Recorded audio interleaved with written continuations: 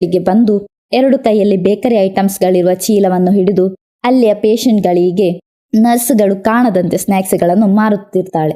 ನಂತರ ಹೊರಗೆ ಬಂದು ತುಂಬಾ ಹೊತ್ತು ಒಂದು ಮಗುವನ್ನು ನೋಡುತ್ತಾ ಇರುತ್ತಾರೆ. ನಂತರ ಆ ಮಗುವಿನ ತಾಯಿಯ ಶ್ರದ್ಧೆ ತಪ್ಪಿಸಿ ಆ ಮಗುವನ್ನು ಕಳ್ಳತನ ಮಾಡುತ್ತಾರೆ. ಮಗು ಕೂಗದಂತೆ ಮದ್ದು ಕೊಟ್ಟು ಅಲ್ಲಿಂದ ಮಗುವನ್ನು ಮನೆಗೆ ತಂದು ಆ ಮಗುವಿಗೆ ಬೇರೊಂದು ಸ್ತ್ರೀಗೆ ಹಣ ಕೊಟ್ಟು ಹಾಲು ಕುಡಿಸುತ್ತಾರೆ. ನಂತರ ಆ ಮಗುವನ್ನು ಬೇರೆಯವರಿಗೆ ಕೊಡುತ್ತಾರೆ.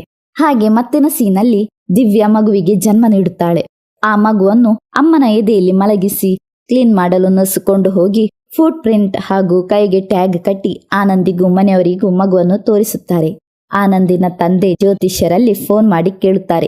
ಜ್ಯೋತಿಷ್ಯರು ಒಳ್ಳೆ ಗಳಿಗೆ ನಕ್ಷತ್ರ ಎಲ್ಲ ಹೇಳಿ ಒಳ್ಳೆ ಜಾತಕ, ಉನ್ನತ ಸ್ಥಾನ ಗಳಿಸುವ ಸಾಧ್ಯತೆ ಇದೆ ಎಂದು ಹೇಳುತ್ತಾರೆ. ನಂತರ ಮಗುವನ್ನು ಇನ್ಕ್ಯುಬೇಟರ್ನಲ್ಲಿ ಇಡಲು ಕೊಂಡು ಹೋಗುತ್ತಾರೆ. ಈ ಸಮಯದಲ್ಲೆಲ್ಲ ಆ ಅಜ್ಜಿ ಆ ಆಸ್ಪತ್ರೆಯನ್ನೇ ಸುತ್ತುತ್ತಿರುತ್ತಾರೆ. ಹಾಗೆ